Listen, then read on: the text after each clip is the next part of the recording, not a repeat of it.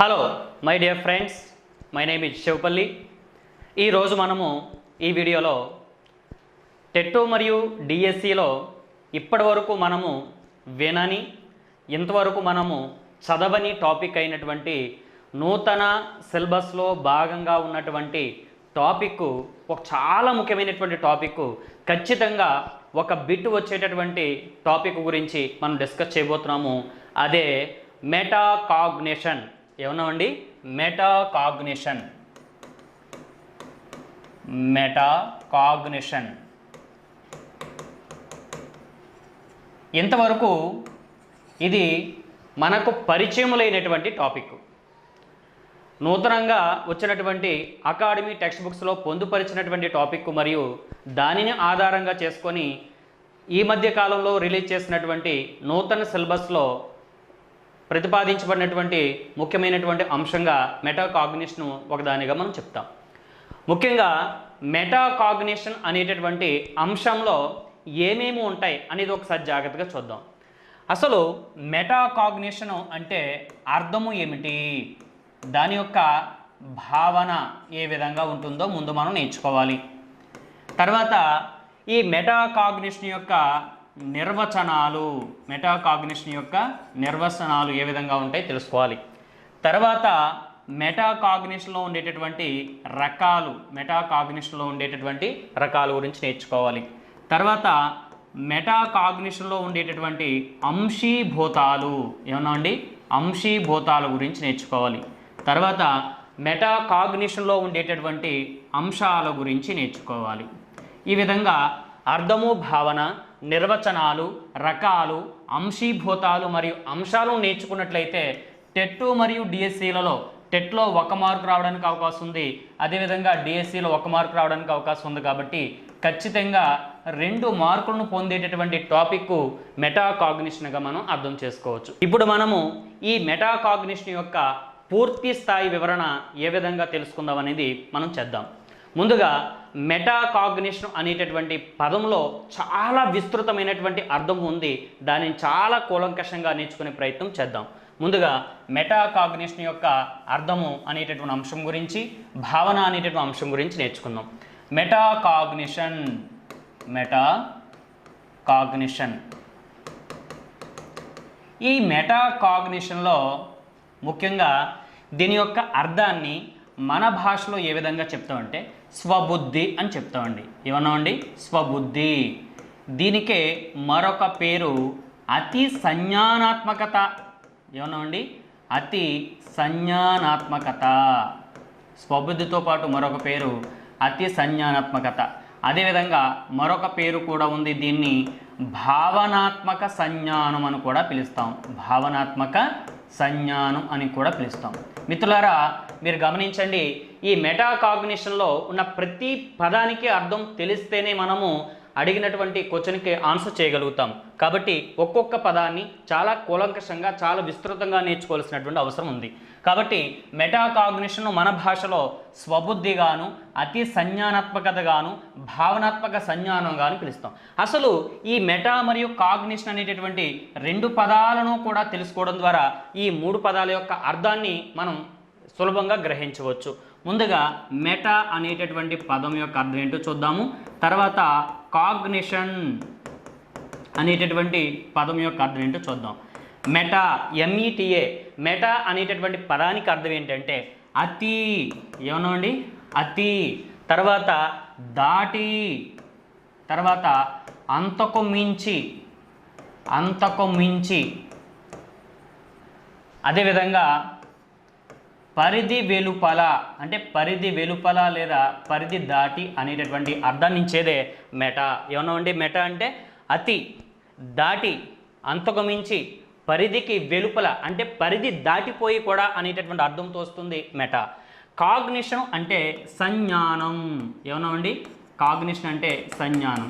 ఈ సంజ్ఞానం అనేటటువంటి పదానికి అర్థం ఏంటంటే ఒక వ్యక్తి తనకు తెలియనటువంటి విషయాలను తెలుసుకోవడాన్ని మనం ఏం పిలుస్తామంటే సంజ్ఞానం అని పిలుస్తాం. తెలియని విషయాలను తెలుసుకోవడం, తెలియని విషయాలను తెలుసుకోవడాన్ని ఏమని చెప్తామంటే అండి సంజ్ఞానం అని పిలుస్తాం. కాబట్టి ఈ రెండు పదాలను కలపడం ద్వారా మెటా మరియు కాగ్నిషన్ అనేటటువంటి రెండు పదాలను కలపడం ద్వారా మనకి ఒక అద్భుతమైనటువంటి వివరణ మనం పొందవచ్చు. అది ఏంటంటే బిగ్ థింకింగ్. ఏమన్నా అండి బిగ్ థింకింగ్. ఈ రెండు పదాలను కలపడం ద్వారా బిగ్ థింకింగ్ అనేటటువంటి అర్థం వస్తుంది. దీన్ని మనము విపులమైన ఆలోచన అని పిలుస్తాం. ఏమన్నా అండి విపులమైన ఆలోచన. మిత్రులారా, ఇప్పటి వరకు నేను చెప్పినటువంటి ఈ పదాలను ఆధారంగా చేసుకుని ఒక భావన మనకి ఏర్పడాలి ఇప్పటికే. అయితే దీనిని అంతటినీ కూడా ఒకే ఒక పదంలో బంధించి, ఒకే ఒక వాక్యంలో బంధించి దాని పూర్తి వివరణ మీకు అందిస్తాను. ఒకసారి చూడండి. ఒక వ్యక్తి తెలియనటువంటి విషయాలను తెలుసుకోవడాన్ని జ్ఞానము అని పిలుస్తాం. వాటితో పాటు తన గురించి కూడా తెలుసుకోవడాన్ని సంజ్ఞానం అని పిలుస్తాం. అంటే ఈ సంజ్ఞానంలో రెండు రకాల పదాలు ఉన్నాయి. ఒకటి జ్ఞానము, రెండు సంజ్ఞానము. ఒకటి జ్ఞానము, రెండు సంజ్ఞానం. జ్ఞానానికి సంజ్ఞానానికి తేడా ఏం చెప్పండి. ఒక వ్యక్తి తన గురించి తాను తెలుసుకోవడాన్ని జ్ఞానం అని పిలుస్తాం. ఒక వ్యక్తి తన గురించి తాను తెలుసుకోవడంతో పాటు తన చుట్టూ ఉన్న పరిసరాల గురించి తెలుసుకోవడాన్ని ఏం చెప్తామంటే సంజ్ఞానం అని పిలుస్తాం. కాబట్టి జ్ఞానంలో కేవలం తన గురించి మాత్రమే తెలుసుకోవడం జరుగుతుంది. సంజ్ఞానానికి వచ్చేసరికి తన గురించి తెలుసుకోవడంతో పాటు తన చుట్టూ ఉండేటటువంటి పరిసరాల గురించి కూడా తెలుసుకోవడం జరుగుతుంది. కాబట్టి తన గురించి మాత్రమే తెలుసుకుంటే మితము అని పిలుస్తాము. తన గురించి తనతో పాటు తన చుట్టూ ఉన్న పరిసరాల గురించి కూడా తెలుసుకున్నట్లయితే ఏమని పిలుస్తామండి అతి, దాటి, అంతకు మించి, అదేవిధంగా పరిధి వెలుపల. భావన మీకు ఆల్రెడీ వచ్చేసి ఉండాలి పాటికే. కాబట్టి మనకు తెలియనటువంటి విషయాలను తెలుసుకుంటూ ఇంకా ఇంకా ఇంకా ఇంకా తెలుసుకోవాలనేటటువంటి ఆలోచనను కలిగించడాన్ని స్వబుద్ధి లేదా మెటాకాగ్నిషన్ అని పిలుస్తాం. ఒక మాటలో చెప్పాలి అంటే మెటాకాగ్నిషను ఇప్పటివరకు మనం నేర్చుకున్నటువంటి పదాలను ఆధారంగా చేసుకొని ఒక చిన్ని వివరణ మీకు అందించే ప్రయత్నం చేస్తాను. జాగ్రత్తగా అర్థం చేసుకోండి. మెటాకాగ్నిషన్ అంటే వెంటనే మన మెదడులోకి రావాల్సినటువంటి ఒకే ఒక మాట ఏంటంటే నేర్చుకున్నది ఎంతైతే ఉందో అంతకు మించి ఇంకా నేర్చుకోవడం, తెలుసుకున్నది ఎంతైతే ఉందో అంతకు మించి తెలుసుకోవడం. అదవుతుందండి. కాబట్టి నేర్చుకున్న దానికి మరికొంత నేర్చుకోవడం, తెలుసుకున్న దానికి మరికొంత తెలుసుకోవడాన్ని ఏమని పిలుస్తాము అంటే మెటాకాగ్నిషన్ అని పిలుస్తాము. కాబట్టి ఒక వ్యక్తి ఎంత తెలుసుకున్నాడండి, దానికి మించి తెలుసుకోవడాన్ని ఏం పిలుస్తామంటే మెటాకాగ్నిషన్ పిలుస్తాం. ఒక వ్యక్తి ఇంతే నేర్చుకున్నాడు, అంతకు మించి నేర్చుకోవడాన్ని ఏం పిలుస్తామంటే మెటాకాగ్నిషన్ అని పిలుస్తాం. దీన్ని మనం స్వబుద్ధి, అతి సంజ్ఞానాత్మకత మరియు భావనాత్మక సంజ్ఞానం అని కూడా పిలుస్తాము. క్లారిటీ వచ్చిందండి. ఇది దీనికి సంబంధించినటువంటి చాలా చాలా ముఖ్యమైనటువంటి సమాచారము. ఒకసారి జాగ్రత్తగా అబ్జర్వ్ చేద్దాము. మెటాకాగ్నిషన్ అనేటటువంటి దీనిలోని రెండు పదాలు అంతర్గతంగా దాగి ఉన్నాయి. ఒకటి మెటా, రెండు కాగ్నిషన్. మెటా అంటే అతి, అంతకు మించి, దాటి, అదేవిధంగా పరిధికి దాటి అనేటటువంటి అర్థంతో వస్తుంది.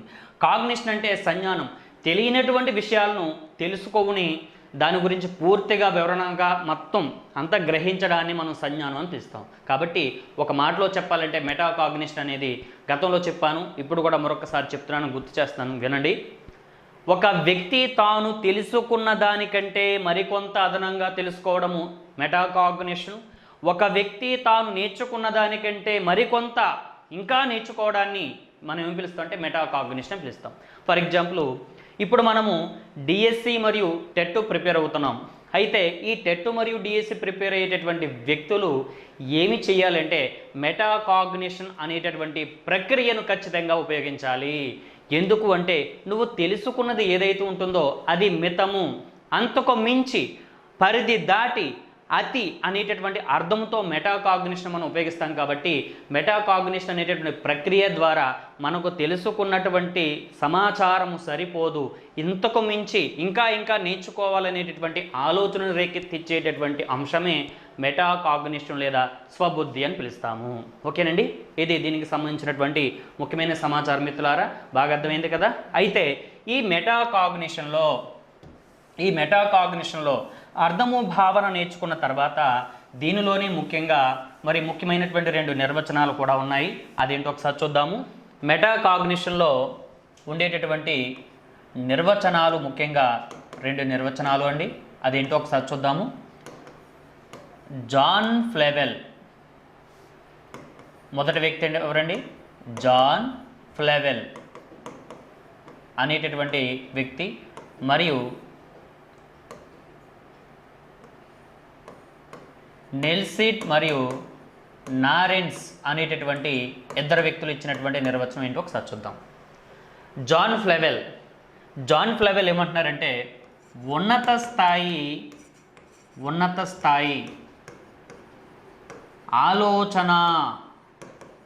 స్థాయి ఆలోచన విధానమే మెటాకాగ్నిషన్ లేదా అతి సంజ్ఞానాత్మకత అని పిలుస్తారు జాన్ ఫ్లెవెల్.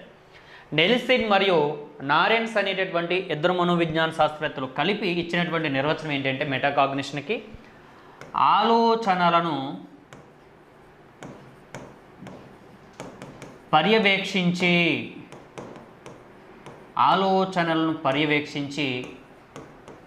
తీర్పునివ్వడాన్ని మనము మెటాకాగ్నిషన్ అని పిలుస్తామని చెప్తున్నారు